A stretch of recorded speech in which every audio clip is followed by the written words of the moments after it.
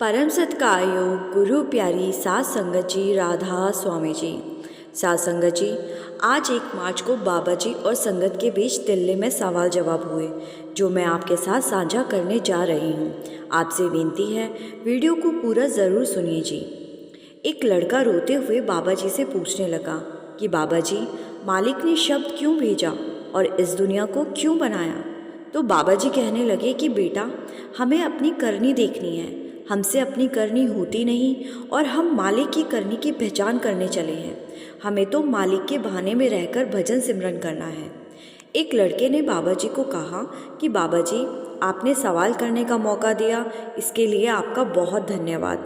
बाबा जी, मेरे भाई और मेरे पिता के जाने के बाद मेरी माँ बहुत उदास रहती है और रोती रहती है। बाबा जी ने कहा कि बेटा, जब रिश्ता गहरा होता है तो उसके साथ एक प्यार सा होता है और माँ बाप को अपने बच्चों की चिंता तो होती ही है। इसीलिए आप काबिल बने और अपने पैरों पर खड़े होकर दिखाएं। फिर इसी लड़के ने कहा कि बाबा जी, कभी कभी मैं गुस्से में अपनी मम्मी को उल्टा सीधा बोल देता हूँ और उसके बाद मुझे बड़ा पछतावा होता है।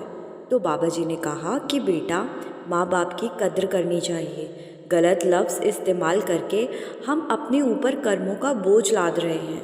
एक लड़की ने सवाल किया कि बाबा जी, बहुत सी संगत ने नामदान ले रखा है, लेकिन जिन्होंने अभी तक नामदान नहीं लिया वो तो भटकते रहते हैं, तो वो क्या करें। बाबा जी ने समझाया कि बेटा, हमें कोशिश करनी चाहिए कि हम अपने मन पर काबू करना सीखें। जब तक मन काबू में नहीं आएगा तब तक हम भटकते ही रहेंगे। फिर एक लड़के ने सवाल किया कि बाबा जी, नामदान से पहले हमें क्या करना चाहिए। मन बहुत इधर उधर भटकता है, ध्यान नहीं लगा पाते। बाबा जी ने कहा कि बेटा, बच्चे बहुत जल्दबाजी करते हैं। कम उम्र में हम लोग प्रभावित हो जाते हैं और हमें लगता है कि यही रास्ता ठीक है। इसलिए सही की पहचान करें और सोच समझकर निर्णय लें। एक लड़का कहने लगा कि बाबा जी, मैं पहले ध्यान किया करता था और एक बार मैं बहुत डर गया।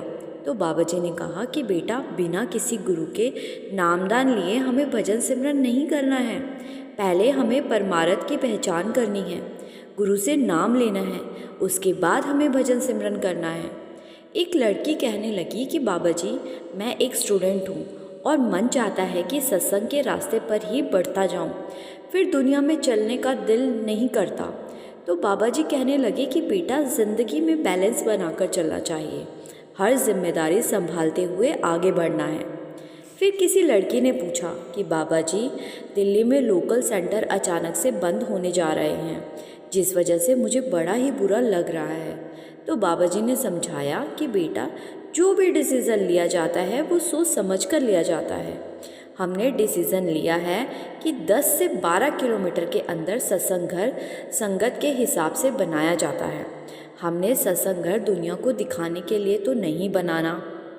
फिर एक लड़के ने कहा कि बाबा जी, अब मुझे फ़र्क नहीं पड़ता, चाहे मेरी ज़िंदगी में कोई आए या कोई जाए, मुझे अब किसी से कुछ लेना देना नहीं। तो इसका मतलब क्या मैं अपनी असल की तरफ बढ़ रहा हूँ। तो बाबा जी कहने लगे कि बेटा, ये सब बातें आप बचपने में कर रहे हो। ऐसा नहीं होता कि कोई आए या जाए और हमें फ़र्क नहीं पड़ता। हमें तो अपनी जिम्मेदारियाँ निभानी हैं। जब हम बड़े हो जाएंगे तो हमें पता चलेगा कि जिम्मेदारी क्या चीज़ होती है। एक लड़के ने कहा कि बाबा जी, नामदान के अक्षर बहुत सीक्रेट होते हैं। तो बाबा जी ने कहा कि बेटा, क्या सीक्रेट है। इंटरनेट पर सारे लफ्ज़ डाले हुए हैं, सीक्रेट तो कुछ भी नहीं बेटा, लेकिन हमें कद्र करनी चाहिए। अगर हम कद्र करेंगे तो मालिक ज़रूर कृपा करेंगे। एक बीवी ने कहा कि बाबा जी, एक सत्संगी परिवार में मेरी शादी हुई है और अब उनको ये लगता है कि मेरे ऊपर किसी जिन का या किसी प्रेत का साया है और वो मुझे छोड़ना चाहते हैं। तो बाबा जी ने कहा कि बेटा, वो जो करते हैं उनको करने दो, बस आपने गलत नहीं करना। तो यही बीवी कहने लगी कि बाबा जी, भजन सिमरन पर बैठती हूँ तो डिप्रेशन बहुत होता है। तो बाबा जी ने कहा कि बेटा, आराम से चलते चलो और भजन सिमरन पर ध्यान दो, धीरे धीरे समय बढ़ाओ। एक लड़के ने पूछा कि बाबा जी, मैं MBBS कर रहा हूँ और कभी कभी इलाज के दौरान हमारे से किसी की डेथ हो जाती है, तो क्या हमारे कर्म बनते हैं। बाबा जी कहते हैं कि बेटा हमें सोच समझकर कदम रखना है, अपनी तरफ से ठीक करना है, बाकी सब मालिक के हाथ में है, हमें सही के साथ आगे बढ़ना है। एक लड़का कहने लगा कि बाबा जी कभी कभी फ्यूचर के बारे में सोचकर डर लगने लगता है। तो बाबा जी कहने लगे कि बेटा डर तो बहुत अच्छी चीज़ है। जब इंसान के अंदर डर आता है तो वो सोच समझ कर कदम रखता है और वो मुसीबत आने पर घबराता नहीं है। हमें तो अपनी मेहनत पर ध्यान देना है।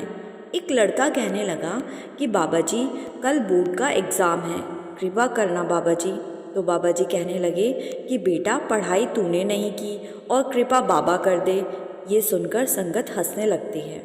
आगे बाबा जी ने कहा कि बेटा मेहनत करेगा तो मालिक ज़रूर कृपा करेगा। किसी ने सवाल किया, बाबा जी सेवा तो बहुत करते हैं लेकिन भजन सिमरन की ताकत नहीं मिलती। बाबा जी ने कहा कि बेटा हमें रूहानियत को समझने की ज़रूरत है और जब हम इस ज़रूरत को समझ जाएंगे तो अपने आप हमारे अंदर भजन सिमरन की ताकत पैदा हो जाती है।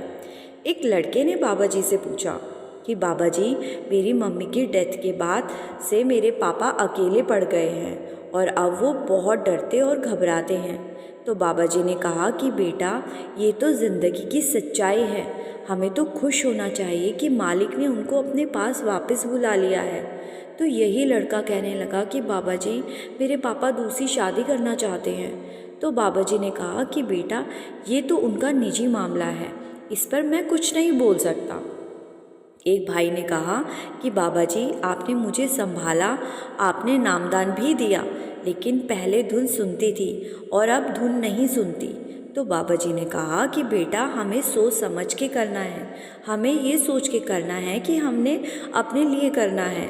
हम रोटी खाते हैं तो हम अपनी भूख मिटाते हैं, ऐसे ही भजन सिमरन हमने खुद ही करना है और करनी पर ध्यान देना है, परखों में नहीं पड़ना है। एक बीवी ने कहा कि बाबा जी मुझे टेंशन रहती है। तो बाबा जी ने कहा कि हमने कौन से बड़े डिसीज़न लेने हैं, हमने क्या ये सब देखना है कि इंडिया ने पाकिस्तान पर चढ़ाई कर दी या प्रधानमंत्री लेवल के डिसीज़न लेने हैं। बेटा फिक्र मत करें और करनी पर ध्यान दें। तो साथ संगत जी ये थे कुछ सवाल जवाब जो आज दिल्ली में बाबा जी ने संगत के साथ किए। वीडियो को ज़्यादा से ज़्यादा शेयर करें जिससे सारी संगत बाबा जी के सवाल जवाब सुन सके। चैनल पर पहली बार आए हैं तो सब्सक्राइब ज़रूर कीजिएगा। गुरु प्यारी साथ संगत जी, राधा स्वामी जी।